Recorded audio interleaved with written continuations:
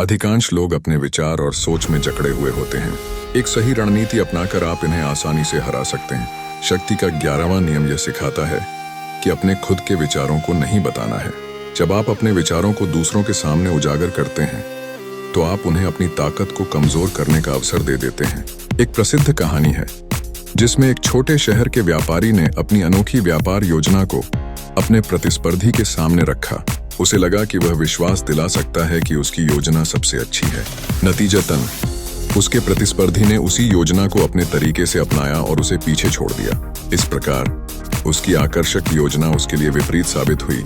इस नियम का असली अर्थ यह है कि गुप्त रहना और अपनी सच्ची योजनाओं को अन्य लोगों से छिपाए रखना ज्यादा फायदेमंद होता है।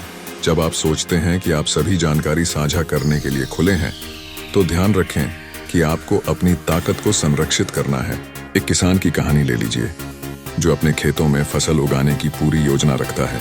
वह अपने पड़ोसियों के साथ अपने विचार साझा करता है, केवल यह जानने के लिए कि एक पड़ोसी उसके विचारों को चुराकर खुद थोड़े समय बाद अधिक लाभ कमाने में सफल होता है। इसलिए उस किसान ने सीखा कि अपने विचारों को साझा करने से पहले उसे यथासंभव सावधान रहना चाहिए। इस भूमिका में ज्ञान ही शक्ति है, लेकिन जब तक आपको अपने ज्ञान का पता नहीं है तब तक शक्ति आपके पास नहीं है।